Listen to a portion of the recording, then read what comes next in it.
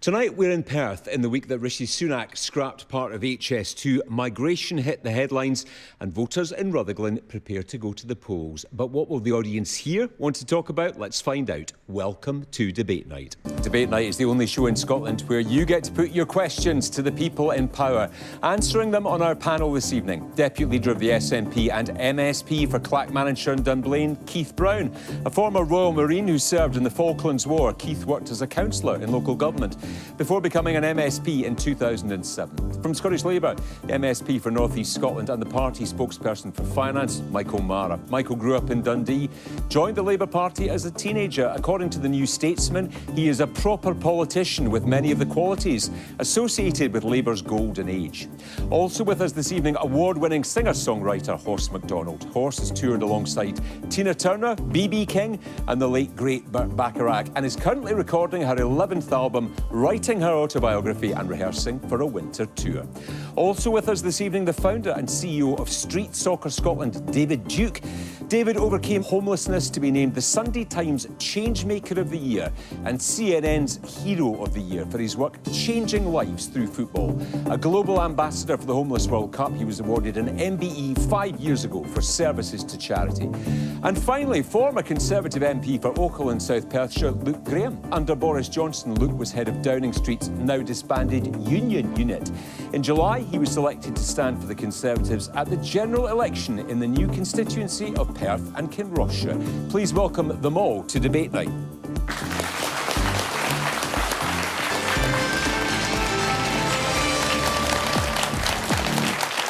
And of course, welcome to our studio audience here in Perth. It's great to be back with you here again. And you can join in the discussion from home, wherever you are in Scotland. BBCDN is the hashtag you need right now on social media. And our Debate Night podcast will also be available for you to download straight after the show. So let's get started. We've got a lot to get through tonight. Our first question comes from Malcolm Taylor. Malcolm, good evening. If the migration problem is not resolved soon, what will be the impact on services, taxes, health, housing, local services? Thank you, Malcolm. Big subject at Conservative Party conference this week. Home Secretary Suella Braverman told the conference there is a hurricane of mass migration coming our way. What did you think of her speech, Malcolm? I thought it was quite encouraging. She was certainly very forceful about what she wanted to do, and she seemed to get a lot of support from the party. So I don't know. I think things will change very soon, but something's going to have to be done to stop them coming over and all these migrants coming into the country, and they're not dealing with the problem once they get here. Thank you, Luke Graham from the Scottish Conservatives. We have a falling population here in Scotland. How do you see this? Well, and we've had some of the highest migration to the UK overall in the past couple of years. The problem is they're not coming up to Scotland. And even when I was MP, I was working with the local council where we have got shortages to try and attract people to Perth and Kinross and then keep them here. But because of diaspora and because of communities, a lot of people come to the UK and then migrate to other cities in the south. So I always obviously want to make Perth and Kinross the most attractive place to live for people from all over the UK and beyond. But I think that's the distinction we need to make here is between legal migration and people who come here to work and to contribute, and illegal migration, which is obviously part of the Prime Minister's plan and what the government is trying to take all the measures they can to stop. Because that's where people are being exploited, that's where people are suffering, and that's where people are dying. And I think it's incumbent on the government to make sure that illegal migration stops. Are you comfortable with Suella Braverman's language around this? Because a lot of senior Conservatives are not comfortable with it. Well, I wouldn't say, I mean, hurricane, you know, and the other language that the Home Secretary has used, she's talking about the number of, migrants coming over. It's for her choice to make her own words. I'm not going to say Suella should say not something because it's about freedom of speech, and she's the Home Secretary. For me, I put the terms exactly as I've just put them here today. It's the distinction between legal migration and illegal migration. If I was making that speech and I was Home Secretary, which I'm not, but if I was, I'd be saying it's about having a firm and fair immigration policy is about helping people who want to come and work here, come and contribute here, come and make their lives here, that we should be open and give them that opportunity. And for those that are coming across illegally and the traffickers, is to clamp down on them and stop it happening. OK, Keith Brown, Malcolm is worried about the impact on services. How are we going to deal with migration in this country? Well, first of all, I think it was an absolutely horrendous speech. I thought it was appalling. It was redolent of Enoch Powell in the 1970s, and I thought it was horrendous. And it sets a tone. One of the most senior politicians in the country. I have exactly the reverse point of view from yourself. I think the ability for us to continue to provide and improve services like health and education, our economy, rely on proper migration. We had a thing a few years back called the Fresh Talent Initiative, where Scotland was given a little bit of dispensation to attract people from around the world who had real skills and abilities, which we need in Scotland. I recently hosted a Ukrainian family for 6 months who'd come here. They were refugees, not immigrants, so I concede that point. Each one of them desperate to work. They all had skills. Both the mother and father had skills which we are desperately crying out for. And I think we have to have a proper immigration policy which does encourage people to come to this country to help contribute to the economy, which they want to do. But the one thing we can't have is the horrendous kind of rhetoric that was used by Suella Braverman this week. Michael Marra, what will Labour do about this? Well, first and foremost, we wouldn't be using the kind of language at any point that Keith rightly pointed out, I think. So a hurricane is a powerful metaphor of destruction, isn't it? And so many of these people come into our shores, whether it be on small boats or seeking asylum, trying to find safe haven, or fleeing oppression. And the idea as well that floated this week about ripping up the European Convention on Human Rights, and the Home Secretary calling it a criminals' charter, I think is despicable. But you can't have your cake and eat it. Keir Starmer said, trust us to be the party, Labour, that will stop illegal migration. So we have to deal with the problem of illegal migration. I also agree that we do need migrants in our health service as workers. We need them. We have a falling population projected in Scotland, so we have a real need for immigration in this area. Illegal migration and people, particularly who are trafficked into this country, is something that the Conservative government have completely failed to deal with over the last 13 years. I still don't understand what you're going to do about it. So part of that is that we have to make sure that we have a proper agreement with the EU. We have to negotiate that to make sure that we have some kind of settlement where we can understand how people are getting into the UK, so we can come to an agreement on that. So we have to work together to deal with this issue, rather than thinking that we can do it on our own. And with the kind of rhetoric that we've seen from the Home Secretary, it's no solution to anything. It will just fuel hatred and discord in this country. OK, hands up in the audience there. Yes, on you go. All I'm hearing, though, is just words. There doesn't appear to be any action or actual plan to prevent this illegal immigration, if you want to call it. I agree this area does need work. Yes, legal migration, not a problem with that. But what do you plan to do? You can sit there and talk, but you actually need to be able to give us an idea, and not just words. So my idea in terms of how we deal with this is that we can't do this as a country on our own. So actually the Conservative government have set their faces against actually collaborating and working with France and other places. It clearly is true. We've been working with the French government. Wholeheartedly rejected the idea that we have to come to some kind of agreement with the EU about how we govern this. That's a practical step in terms of when people are arriving, whether it be from Africa, through Italy, coming into France and arriving on our shores in small boats. We have to work with those other countries to deal with it. And if we turn our face against our partners across Europe, there is no solution to this that will work. OK, gentleman in the striped shirt there. Yes, on you go. Yeah, other countries in Europe have a far bigger problem in terms of numbers of people coming across. How are they dealing with it? Can we learn from them? Horst McDonald. Well, for me, a lot of this is about the language. It's not about facts or information. When I heard that speech, that really just worried me, because a lot of people act and believe that these statements are based on figures and facts. There's a big difference between natural migration, illegal migration, asylum seekers. And some of the language around asylum seekers kind of shocked me, because she pretty much said that people were pretending to be gay to get access to our country. No one chooses to be gay, I can assure you. And some of the countries these people come from, they will die. They will be killed for being that. So that kind of language, I think, is abhorrent, absolutely. So for me, I would like to hear figures, actual figures of the migrants, and also literally, we are lazy in this country. Some of these people will do jobs we don't care about doing. So I think it's really important to welcome people who are prepared to work, because some of us don't work. Man in the blue shirt here. Let's be honest, that speech was more about getting the Tory vote out than actually solving anything. And I think it was just a terrible thing. The words and what she was saying. I think maybe they should get Gary Lineker to get involved, see if they can resolve this. So, do you think there is a problem with migration? Malcolm, just behind you there, he thinks there is a problem. Do you? I think that it's a way that it's dealt with. I think if it was dealt with in a more adult-like fashion, we have a crazy situation where we have a skills shortage here. We have certain sectors where are finding difficult to get people to work. And I think that we should be looking at ways of solving that and combining the two issues. Thank you. Up on the back row there. Yes, on you go. Would it make any difference if this was devolved? And is there any likelihood of that? OK, we'll pick that up in a second with Keith Brown. Lady with the glasses there first, though. Yeah, I think the problem is failed policies, housing, health. And because we're failing on such a broad level everywhere, that amplifies this issue of migration.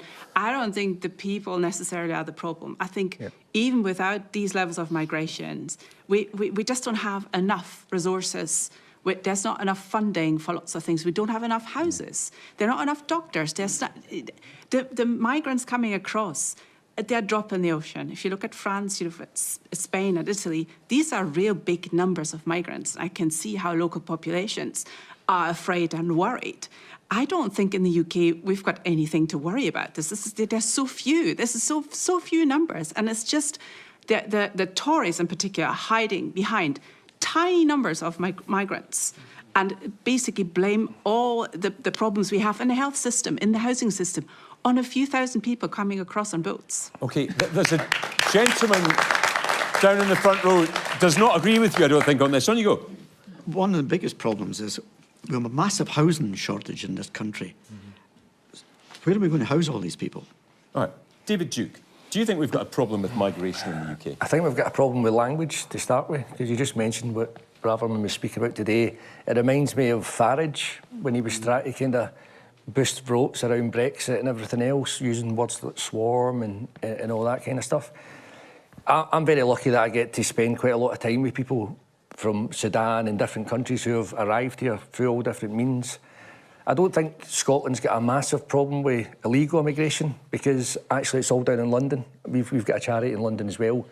We do a lot of work with immigrants and asylum seekers and refugees, and I think the way the media sometimes, or people can portray it as if they're just there here to make a bit of money or take from us and all that type of stuff. My relationships with people who have came from Sudan, one of my colleagues is from Sudan, they want to work, they want to give back, they want to contribute, they want to be able to look after themselves, not be holed up in a grimy hotel somewhere with no support in it and all that. Do you know what I mean? And we know there's shortages for the economy in terms of getting people to work and all that. You know, the guys and lasses I've met are grafters and they want to graft. We just need to give them the chance and make them feel welcome and integrate them into your communities. And that's what we've tried to do at Street Soccer, you know. And the other thing is, you know, it's not as if it's not easy travelling by boat across the Mediterranean. It's not easy travelling by boat across the Channel. You're putting your life at risk.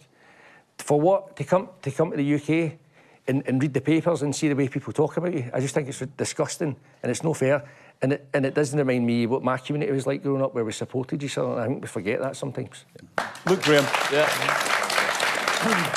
And I think that's, on Dave's point, that's why it's so important. We've got to crack down on that illegal migration, because this is the problem. People are putting their lives at risk. Yeah. For anyone who's read some of the reports or listened to the documentaries on this as well, that people are being duped in their home countries, they're paying thousands of pounds, and they're losing ultimately their lives over this as well.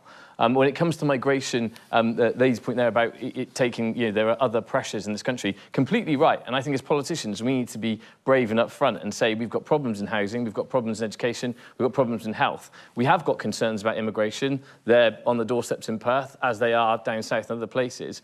But it's more acute, you know, down south, because the numbers are a lot higher in a lot of southern cities than they are in a lot of cities and towns in Scotland. So we need to make sure that as a national policy, obviously, they're addressing those concerns and, like I say, really clamping down on that illegal migration. But as I said earlier, for me, the most important thing is that we are firm and fair. And if you're coming here through a legal route and you're coming here to work and contribute, you should have every right to do so. And the Conservatives really do believe in that. And that's why, and we can put our money where our mouth is, because our Prime Minister is from a family of migrants who came over. As we know, because he keeps reminding us about that. Yeah. Just hang on a second. Gentleman's point from the back there about, would you like to see this being devolved? And if so, how would you handle it?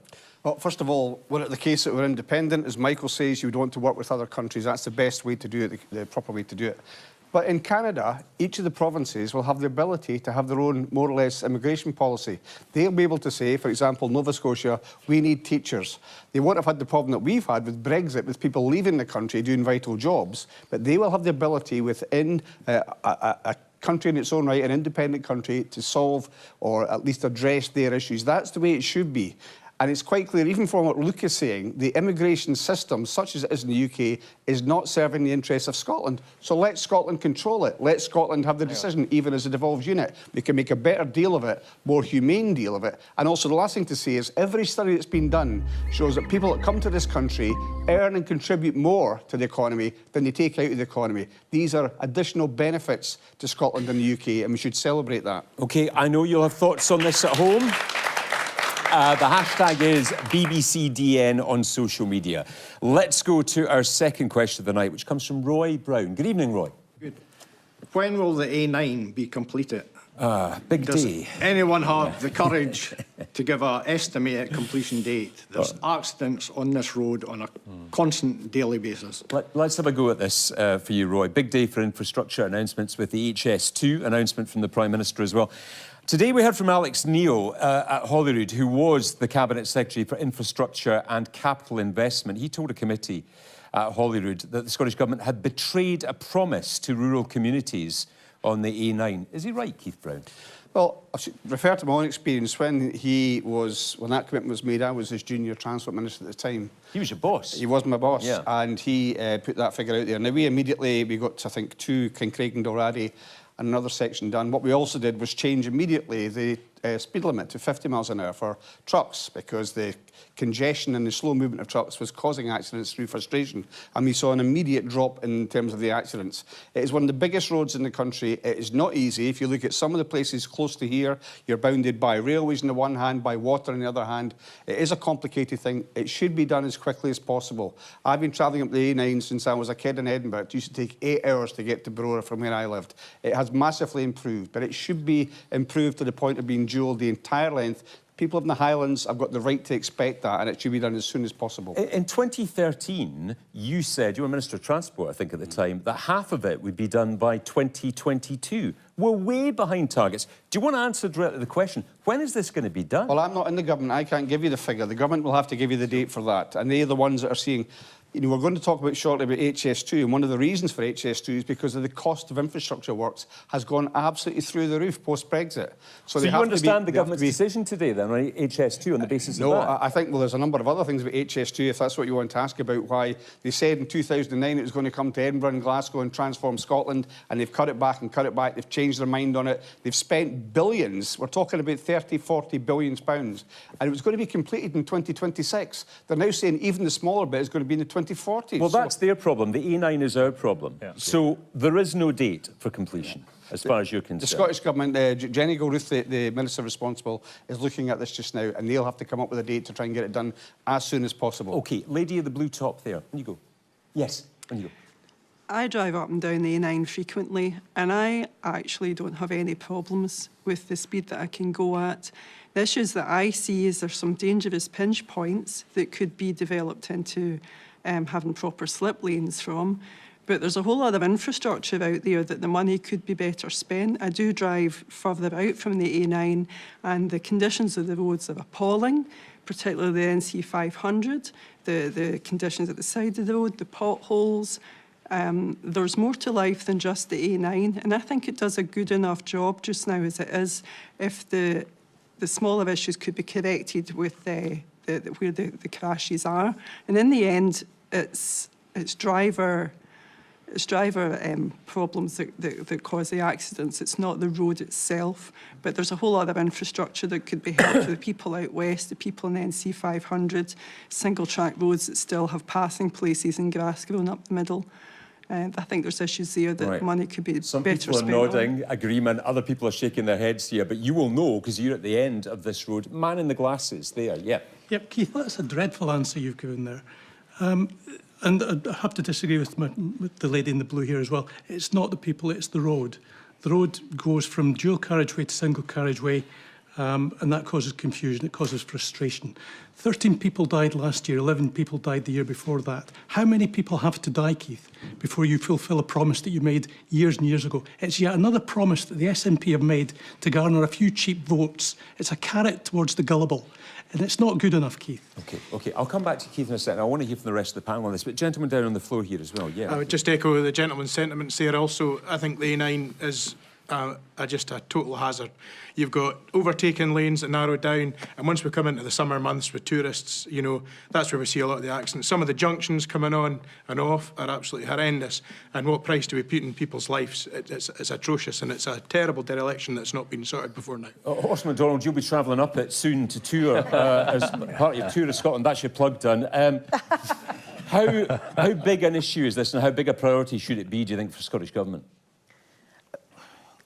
Roads are always an issue, aren't they, regardless. I would say the M8's a big problem if you're going backwards and forwards from the M8. But this is our most dangerous road. Yeah, I agree with the lady in the blue. I thought that was a really, really good answer, that a lot of the issues are about people's driving, and as someone else said there just now, it's when tourists arrive as well into the pot, they're used to going much faster, they overtake when they shouldn't overtake. So I think it's a combination of the road and the driving. Thank you. Michael Marra, what would you do about this if you got into power in 2026? Well, I think it has to be done. We're absolutely committed. Regardless of the cost? Regardless of the cost. It's a commitment we have to look at what the capital programme is when we're there and make sure we can reprioritise it. Because this is a question about capital infrastructure right across the whole country. So I absolutely agree that A9 is a big problem. And your questions are about how many people have to die before this promise is fulfilled, frankly, is the most poignant and pressing one of them. But this is replicated in all parts of the country, in the southwest, in the northeast. There are main critical pieces of infrastructure the SNP have completely failed to deliver. The ferries, another example, key infrastructure about economic prosperity for the country as well. I'm speaking to business people just this week who are saying actually our failure to be able to provide the infrastructure for the country is really holding our economy back. So just pour money into it, whatever the cost? Not whatever the cost. These things have to be programmed and understood about what's affordable at that time. I'm not going to project to you today, Stephen, in terms of in 2026 how much money the SNP will have left in the coffers and what the state of the economy will be in to be able to programme this stuff out. The reality is we have to wait and see what's there, and we have to put in place a programme to deliver it.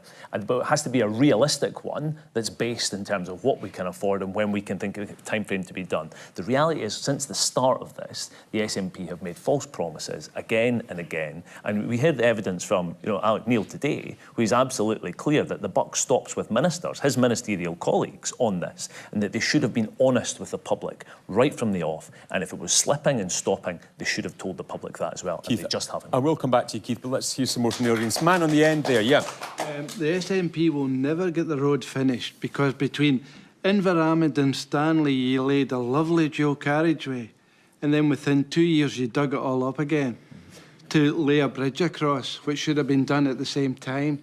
That was a severe waste of public money, and I just don't understand why that bridge was not done in conjunction with the new road. OK, and gentleman at the back in the short sleeve shirt, yes, on you go. The A9 is badly injuled, badly, and it should have been done 40 years ago. It's our one and only main artery up to the middle of our country. But another point as well is, I disagree with this gentleman here, because the accidents on the road are caused by driver error. That lady there was right. It's driver error. Now, I used to work as a lorry driver, and I've travelled that road umpteen times, and I've seen some horrendous driving on that road. And it's little wonder that people are killed and injured. It's because of bad driving. Not the road. Yes, the road needs jewelled. But that's not the reason for the accidents on the road. OK, thank you. And gentleman in the grey, yes. Just what that gentleman said there, that's a different part of the road That wasn't a new road that was laid and then dug up. That was an old road that was dug up. And also, I've lived in Dunkeld. I grew up in Dunkeld. That road should have been dual carriaged way back in the 70s. Everybody wanted it dual carriaged. The government at the time penny pinched and they never dual carriaged it. My late father was a police officer, worked in Pitlochry, worked in Perth. He went to fatal road accident after fatal road accident. Back in the 70s, the 80s, the 90s, they should have built it, they should have dual carriaged it at the time. Okay. But SNP have been left to carry the can now for decades of failure. Okay, thank you. Scotland's longest road, Scotland's most dangerous road. Costs rising around all this. David Duke, what do we do about it? Well, I think, so I'm not a driver, so like my knowledge of the A9 is very little, but obviously if people are dying, then something needs to happen to address it, whether it's maintenance, whether it's expansion. And I think it doesn't matter what party you're sitting with, whether it's the Tories, Labour, SNP. I think, you know, the general public, whatever type of project is, if there is delays, just a wee bit of communication about what's happening. Because sometimes, and I'm not using this as an example, but over the years, you always see these kind of promises and stuff like that, but all people want is communication. Just a wee bit of honesty, right? COVID's held it back. Materials are, you know, the cost of materials is rising so that we can't get the workers to do it. And, you know, there's numerous reasons why things don't happen. It could be a false promise or it just could be manufacturing. But I just think the key thing, what I think, is just always about being an effective communicator and just being upfront with people, because there's always a reason. But if people are sitting there not knowing the reason, then they're just going to hammer home and attack you. Okay. Look, Graham, what do you think the reason is? It's priorities. This has not been a priority for the SNP. If it was, it would be done. They make priorities about spending on international affairs or setting up embassies abroad, but they don't spend the devolved money that's meant to at home, on our roads, on our schools, on our hospitals. When I was an MP, I said this many times, my frustration at what the SNP prioritised was about separation, division, international affairs, but not actually the things they're meant to be responsible for, were things at home, just like dueling the A9. So it is a complete SNP failure. They've let people down in Perthshire, they've let people down in the Highlands, and I think we'll see people's response to that in the future. But I think what we do need to do, and to pick up David's point and others, is that whenever you're having an infrastructure project, you need to communicate regularly. You need to have political will behind it as well. And anyone who's been in government knows this. You've got to be behind working with the civil servants, working with the contractors, and keeping a close eye on costs, how things are operating, and how things are actually being delivered. And that's what needs done. Keith Brown, Alex Neil said today, again at Holyrood, that the foot had been taken off the accelerator by the Scottish Government on this. Is the foot back on it now? I think it is, but just to come back to a couple of points. First of all, the lady and the gentleman that spoke that said it was about driver behaviour. Whether you believe that or not, that's what the police will tell you. The police will tell you that, and they go to, as a gentleman there said, they happen to go to some horrendous accidents on the A9 over the years. They'll tell you it's driver behaviour. Although there is an issue, of course, when it goes from dual carriageway to single carriageway. On the issue of priorities, can I just say that the SNP came in 2007 with a commitment to dual the A9.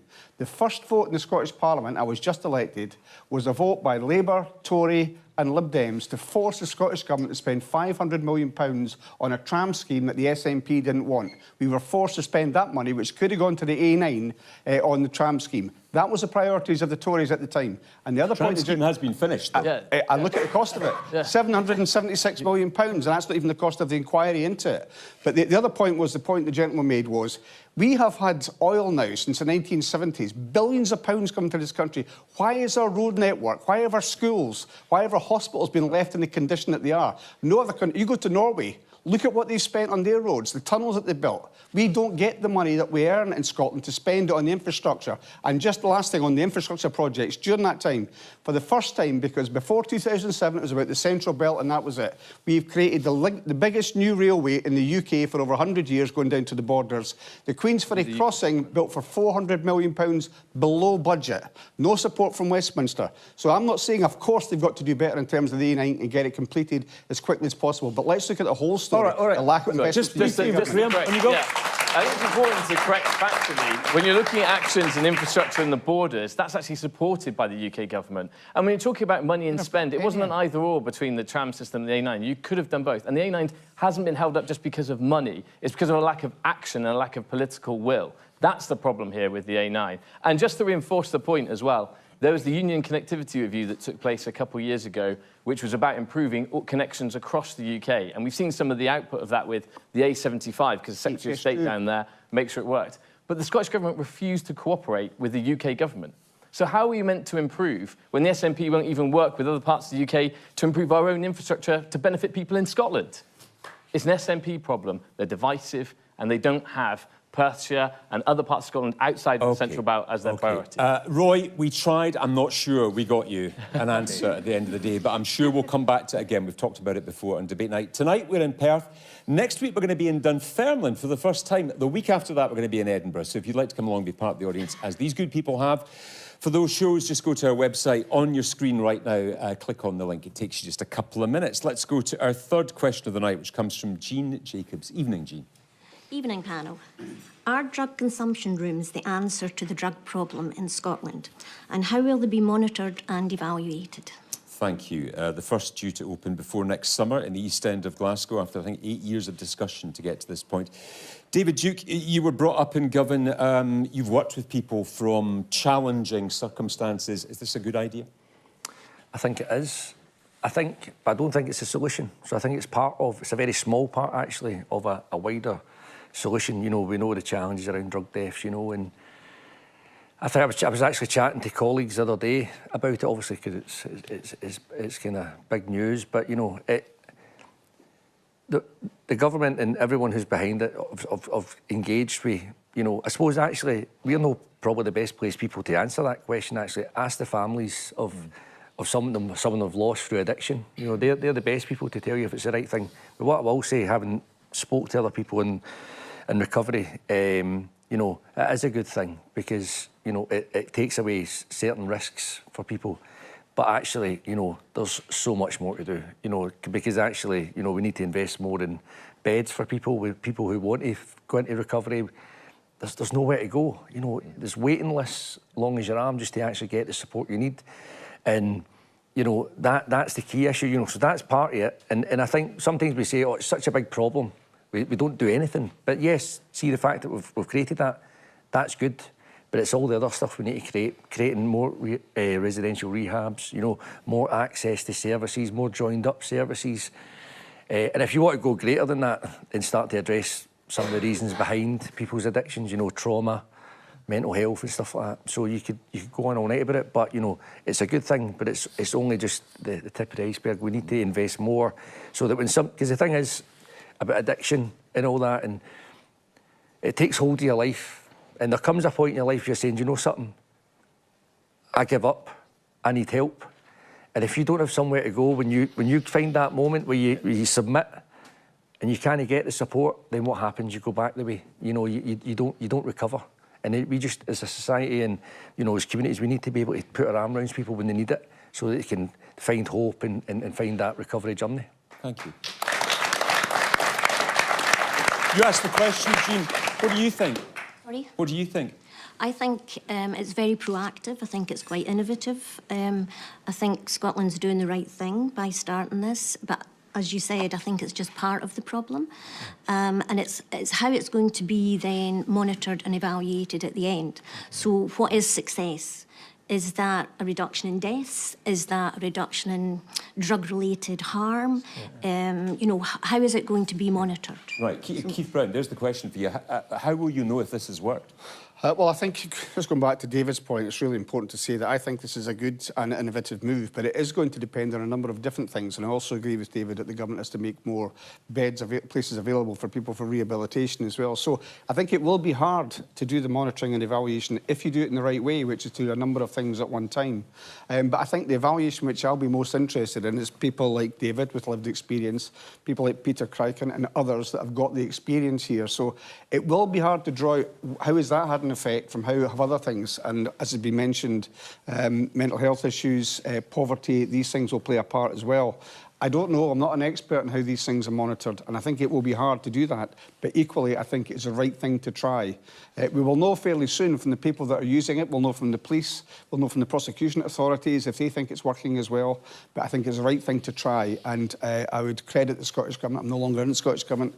I would credit the Scottish Government for doing it, and for once I would credit the UK Government for just butting out and not trying to interfere with it. They've said they'll give it a fair wind as well, so let's see. We've got to try everything that we can. OK, gentleman in the grey top up there, what do you think? Yes? Your hand up. Who will be held responsible should there be a first death in one of these rooms? Keith? Well, they're done under the aegis, the one that's been approved is done under the aegis of Glasgow City Council. But what's had to happen is the Lord Advocate has had to give permission to say this person will not be prosecuted if they're taking drugs in this consumption room. And the police will not then seek to get a prosecution. So there's a shared responsibility. But there's nobody going to want to...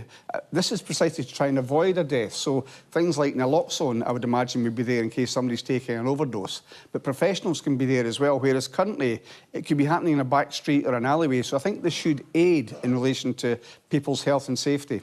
Horst McDonald, is this a good idea? Is this the way forward? I think this is a good idea, and I have some sort of experience, not in the drug-taking thing. I worked at a special unit at Rockhill Hospital in the 80s, the early 80s, and they started at that point to try and do a needle exchange. And there was such an outcry from the public that it fell by the wayside. And they've tried several times to do this. I trust that the people that have suggested this are working with people and know what might potentially work. The problem's not going away. And I think this idea, not in my backyard, or these people are bad people, is going to make things happen. And also, it's in Glasgow, where people assume that Glasgow is possibly the worst example of drug taking, but it's actually Dundee, as far as I understand, that's got a worse drug problem. Yes, yeah, I think Glasgow passed Dundee, but we'll come to that in just a second. Yeah. Lady on the end there, yes. Yeah. Do you think there's a problem that we might rest on our laurels and think that this is we've done something great and we're addressing it, whereas we need to go and back a bit and think about drugs coming in and rehabilitation. Yes, I think it's a good thing because it saves lives. Yeah. But that's the bigger problem is stopping the drugs coming in the first place. David, and rehabilitation. Yeah. In terms of drugs, you know, it comes in from everywhere. You know, I don't know. You know, I don't work for the police. I couldn't really comment on that. But what I would say is, going back to the centres, the key thing about all these centres work is putting the right support services around the safe consumption rooms, because if we're just allowing people to come in and out and use drugs, you know, and not actually engaging with people and saying, look, are you okay? Do you need support in other parts of your life? You know, maybe referring to counsellors or looking at substitutes. You know, it's about trying to, at least when the people are coming there, you know, we know they're struggling, you know, and that's why they're in that position, you know, but we need to put support there. We need to put the right agencies around so that people can then access. If people do want to stop doing it, they can. They've got the support there. I think that's the most important thing, because you're going to have people coming, and you need to make sure the services are there and the organisations are there to help pick people up and help them. Yeah, gentleman in the front row here. Yeah, on you go. Yeah, I think what I would say is already we have a problem on ground, which is about the drug issue, and a lot of people are already involved in it. Yeah, it's good to solve that, but there's also need for policy to be in place to avoid it right from scratch, rather than after it has happened. So instead of bringing solution to something that has happened, why not prevent it in the first place? Okay. So you can ask a question, engage people, the society, ask stakeholders, what do they think? It could be family issue. It could be maybe as a result of assault from someone or bully from somewhere. People are going through a lot of things in life, and what they do is they look for the next thing to take as their place of safety. And what they see is drug. OK, thank you, thank you. Michael Marra, Dundee was the drugs capital of Europe, in fact, now passed by Glasgow in the latest statistics. Do you agree this is the way forward? I mean, it is horrendous that we have to talk about it in those terms, you know, a kind of a league table of misery. And, you know, Scotland to be such an outlier in comparison to so many rich countries across the Western world. You have seen it as a councillor in Dundee, though. Absolutely, but also, Stephen, I mean, frankly, you don't grow up at my age in an ordinary household in Dundee. I've lost classmates and friends to drugs, and people who I knew really well, guys that I stood on the terracing with at Tannadice, people that I did count as friends, and because it is a huge problem. And there's, of course, we will judge the success of this in terms of reduction in harm and deaths. And I've been asking exactly the same questions as you, madam, in terms of how do we get this right? You know, how do we assess whether it is working or not? Because we have to work with the community to build their trust around it as well in the East End of Glasgow. Because otherwise, it might not fail statistically, but it'll fail socially. So we have to make sure it's resourced properly, and we have to understand all the various impacts that it has. But I think all the members of the panel have touched on that it's not a silver bullet, far from it. There has to be so many other things that are. And David's point in terms of the day that somebody makes that decision and they're in a point of crisis, they need to be able to access support at that moment. Same-day prescribing would be one of the kind of, and you know, that's part of a medical assisted treatment standards that were meant to be implemented in Scotland a year and a half ago and haven't happened. It's one of the big problems in Dundee. This is the hard work of service reform, changing things for the better over a long period of time. And I'm afraid the eye has been taken off the ball off of that for far too long. And that's why we are where we are in Scotland. But so much of it is related to that core issue of poverty and abuse that is common in cities like Dundee and Glasgow, where the economy doesn't serve enough people. And if we don't deal with that in the long run, we won't deal with the misery that causes it. Thank you. Look, Graham, this goes ahead with your support. Absolutely, and when it comes to Scottish Conservatives as well, we've put forward a right to recovery bill, which guarantees funding and support for people who have the opportunity to recover, and that will reverse some of the cuts that we've seen in some of the services over the past, support services the past few years. So I think it's vital that we're giving the support to people. And like I say, we've actually proposed a bill on this. So I hope other colleagues or MSPs on the panel here will support that bill in Holyrood when that comes to the floor and push that forward into law. Thank you. Your views on this and everything else we're talking about in the programme tonight. The hashtag is BBCDN on social media. Let's go to our next question tonight, which comes from John Dare. John, good evening. Hi. Should Fergus Ewing be punished or heralded for not towing the party line, having a mind of his own and standing up for the people he represents? Thank you, John. Veteran MSP Fergus Ewing appealing against his suspension from the SNP group for voting against the government on a number of matters. Keith Brown. Well, that's not true. It was one matter. It was a vote of confidence. There's no party in this panel that would allow a member of their party to vote against the government. This was Lorna Slater. That's right, on a motion of confidence. So it's not a question of being able to speak out. Beyond that, I'm afraid I'm not going to say a great deal more, because Fergus Ewing, as I understand it, has said he is lodging an appeal, which means it's a live process and it's not one which I'd want to prejudice. But of course it's right that people should have the ability to speak out on issues that they want to speak It's not a criminal process, though. You should have a view on whether or not... I'm deputy leader of the party. I sit on the NEC. The NEC will consider this. So I think it's a live process. I don't want to prejudice it from anybody's side. But I do think it's right that free speech is respected, but that is not the basis on which the action that was taken was taken. Are different voices, different opinions allowed within the SNP? Yeah, well, people can tell you that you've got people like Kate Forbes saying different things from Humza Yousaf. You've got Fergus Ewing, as you mentioned. You've got other people at Westminster as well. So, yes, of course they are. But every party will have, within its structures, a disciplinary process if something goes too far. Now, they won't probably say it tonight, but they would admit they would have to do the same thing. Diane Abbott might be a case in point in relation to the Labour Party, and there'll be ones with the Tory Party as well. But it shouldn't be at the expense of being able to express your views. I think people have got a right to expect, if you're elected as a representative of a party, that you broadly support that party. I think that's a fair expectation. But beyond that, of course, we should have as much free speech as we possibly can. But it's a different thing when you're voting against the government that you're meant to support on a matter of confidence. John, what do you think? It's a case that you've got MSPs that are not actually voting against a policy.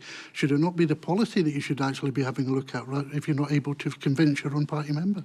But this wasn't a policy issue. This was a vote of confidence in a government minister.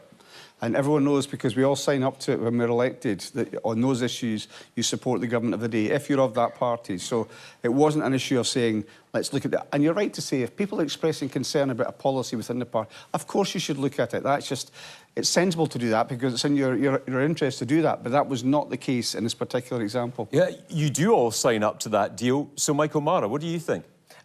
I mean, I think first and foremost it's extraordinary that anybody has confidence in Lorna Slater after the deposit return scheme debacle.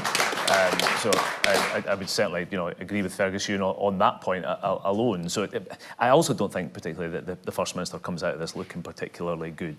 I think he's a weak leader in that position, and his colleagues can see him to be such. But what should he have done? I mean, party discipline, he had to do that, didn't he? Well, I mean, that's a matter for the SNP on that basis. And many things in terms of actually the ability to actually speak within your own party and disagree with positions is something that, we certainly, all of parties do behind closed doors. There's no doubt about that. And you have to be able to try and resolve those differences as best you can. Sometimes that spills out further and you take positions publicly because you feel compelled to do it. I would say that, Keith is, I'm sure, on the technical issue, he's right, but Fergus Ewing is voting and speaking out against the SNP on a regular... tweets. Labour is currently expelling people for liking tweets. Yeah, I think the situation that Labour has been in around party discipline in that area, Keith, has been that we had a scourge of anti-Semitism that had become infected in the party, and Keir Starmer has made a real point that he's going to rip that out by its roots. He's right to do so. I support him in that. Frankly, if it was something that I disagreed with my party on, the allowing and tolerating the prevalence of anti-Semitism was basically one of those things. I was appalled by it, and it's right that he's doing it. So Fergus Ewing has a track record, though, of voting against the party on a wide variety of issues. So if it wasn't just this vote of confidence, there's all kinds of areas. He's regularly standing up, ripping up policies in the chamber, throwing it over his shoulder. I mean, this is somebody who's openly hostile to the leadership, and frankly, it's because it's a rudderless party now with weak leadership who are not delivering for the country, and he can see it. I'll give you a right reply in just a second, but let's hear from the audience. Gentleman, the strike top, yes. Yes. Do you think this is more a symptom of modern politics, where we're moving towards almost a presidential system, in that people will look and vote for the leader of the party, not for the party in the local area, unless far less the individual to represent their constituency? Is it a perception of the public that we're moving towards, we're going to vote for Hans, we're going to vote for Ritchie, we're going to vote for whoever the party leader is, and the local vote is for that, and they've kind of almost forgotten it is a local representative to, rightly or wrongly, represent your views in your constituency before party issues? Is it a change in culture? Thank you. Interesting. Look, Graham, what do you think? Yeah, I mean, look, I'm a representative of the Conservative Party. I can't say that our disagreements are all private. They're pretty public and front page, exactly, and well documented. I mean, different parties. I mean, it reflects the ideology as well. When you join the SNP, you sign a bit of paper saying you're not going to publicly criticise. There's no such agreement when you join the Conservatives. It's accepted we're a democratic party, and there's probably going to be a lot of criticism within it. I think the most important thing of all of this, and why the SNP are so upset, is what Fergus Ewing said, which I know is what a lot of people are feeling, is that the SNP no longer stand up for Scotland. And that's why the SNP are so upset, that's why they're penalising him, and that's why they're having such penalties. And it is for them to decide how they want to handle it, and I think they'll be judged on it. But like I say, within the Conservative Party, we have plenty of disagreements, and rightly or wrongly, most of them are usually public.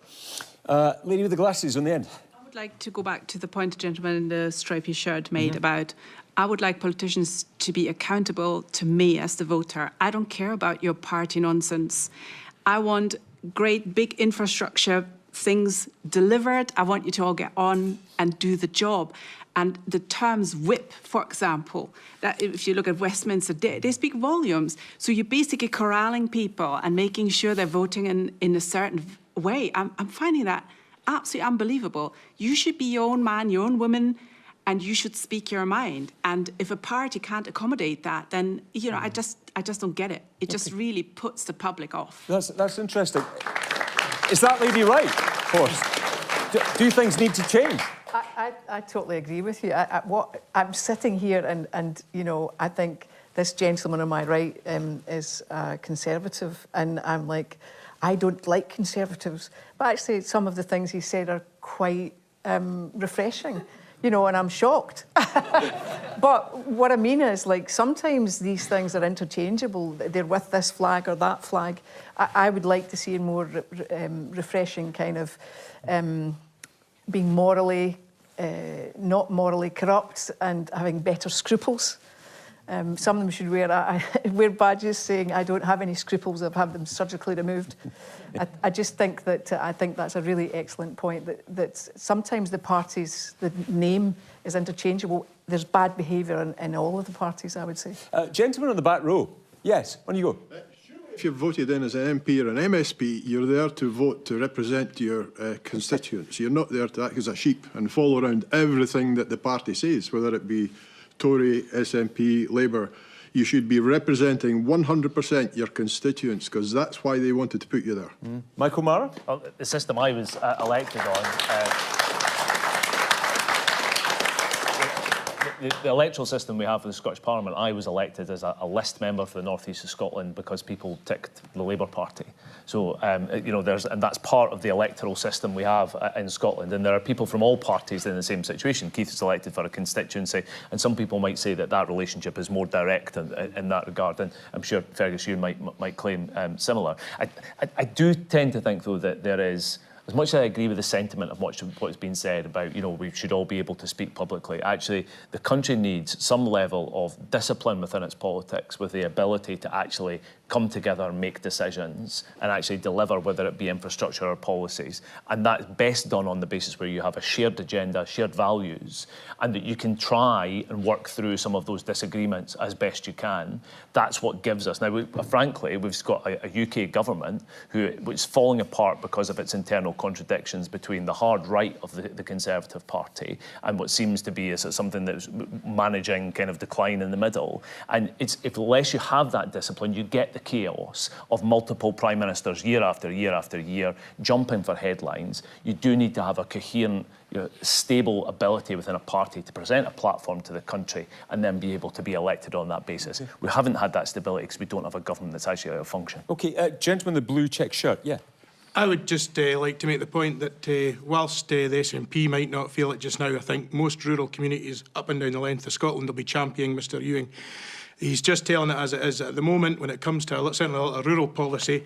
The Green Party coalition with SNP, the tail is wagging the dog, and certainly the farming community, the fishing community and many other rural industries that are, even the tourism industry, certainly feel beleaguered just now, and Mr Ewing is only telling it as it is. And unless the SNP start listening to that instead of chastising him for it, I'm afraid they're hiding to nothing in rural Scotland. OK, Keith, I'll come to you on that in a second, but David, what do you think about this? I mean, I don't know the details of the Fergus Ewing thing, but what I would say, as opposed to kind of touching on what Michael says, was, as a party, you kind of want everybody to kind of push in the same direction. You buy into a vision of what better looks like, regardless of what that is, what party you are. You should all be trying to look at what does better look like and how do we get there. But at the same time, I think diversity of thought is really healthy, and I think it's important that if you're a member of any party and you want to challenge things, you can, because if not, then you'll end up falling off a cliff. Do you know what I mean? So it's like, I think it's important that we're all together when we talk about saying, right, this is who we are as an organisation, this is who we are, as a party or whatever, and you follow that. But, having that flexibility to have that kind of local challenge, and I think what the lady was saying about the local and the gentleman in the striped shirts, I think it's really, sometimes it's overlooked as well, just the impact of the local MSPs and stuff, and being able to be flexible at a local level whilst trying to maintain a party line. And I'm a newbie at all this kind of debate night stuff like that. When I watch it, I was like, is that what you really think? Or is that just a party line? But, I think there has to be diversity, I thought. You need to be able to challenge each other's thinking. Do you know what I mean? Because if you don't, it's really unhealthy. I would say that in parties, certainly in the Labour Party, we do, on a very regular basis, how much the public see some of that. But the discussions that I have with colleagues all day, every day, and at night it was about the position we're going to take on this or where we're going to go on that. And it is those local representative people speaking up for Glasgow or Dundee or Edinburgh or rural areas and having, pushing the issues about the Western Isles. And, we have to balance those things out and come to some form of coherent agreement where we can present a programme for government, I hope, in the future in the Parliament. But those disagreements do happen. I can assure you, maybe too much. Keith Brown, at the root of this, Fergus Ewing says he's speaking out because his concern is about extreme policies that he disagrees with, and he has a responsibility to speak out on that. He does, doesn't he? Yeah, but I think, again, we're conflating two things. The action that's been taken in relation to Fergus was because of a vote on a confidence matter. It's not because of the things that he's spoken out about. And he's still speaking. He's not going to be told to shut up. Fergus will say what he's got to say. And I think, an analogy for me, I voted against my party in relation to, I think local councils should be elected with constituencies or wards, one member, one ward, alternative vote it's called. I lost that vote. I lost it by, I think, 700 to 1. But I now accept the fact that's what my party stands for. And when I stand for election, I sign up to that. Now, the lady made a point, and I think you're right, and many people feel the same way. You're electing individuals, let them go and do what they want to do according to their conscience. And that's right up to a point. But I think whether they want to agree with me or not just now, the Labour and Conservative parties will tell you the same. It is utterly unmanageable in terms of government unless you have some kind of discipline. And by the way, I'm not talking about the discipline that I saw on TV last night, the party discipline.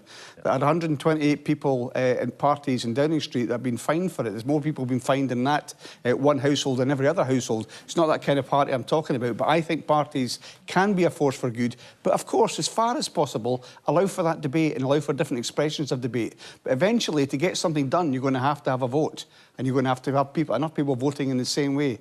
And I think, as I say, the other parties, if they were to be honest about it, would say, of course that's the case. That's the nature of the democracy that we have. So you're saying stuff just wouldn't get done if we allowed this to... Yeah, you wouldn't get votes through the Parliament, but it is open to people to vote for independence. By independence, if they want to do that.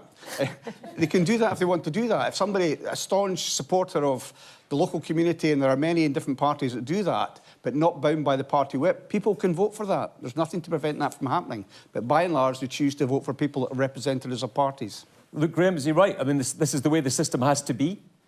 To a certain extent, you do need a whip to try and put people together. I mean, the lady made a really good point about infrastructure, and that's a great example of where you almost need a whip to go. So say if we were going to set our, as I would advocate, we want the high-speed rail line from Perth to Edinburgh, as an example. If we were going to do something like that, the problem is there would be a number of people that would protest about that, whether it was a disagreement about the area, the amount of funding that was given, and I, as the local member, or indeed a local MSP, may protest against that. And then within a party, you need to manage it to come to a conclusion to get something done. Okay. I use that as an example, but it is... You're not suggesting that's policy, There's something here. Look out on the doors. No, all right, listen, we have to leave it there. We're out of time this evening. That's it for tonight. Your views on all of this, hashtag is BBCDN on social media. Back next week in Dunfermline. Apply to be part of the audience on our website. If you missed any of tonight's show, we're repeated later on BBC One Scotland or any time that suits you on the BBC iPlayer. Thank you very much indeed to my panel here tonight and to our lovely audience in Perth. And to you at home, wherever you are watching, we'll see you next week in Dunfermline. In the meantime, stay safe, stay well. From all of us in Debate Night, good night.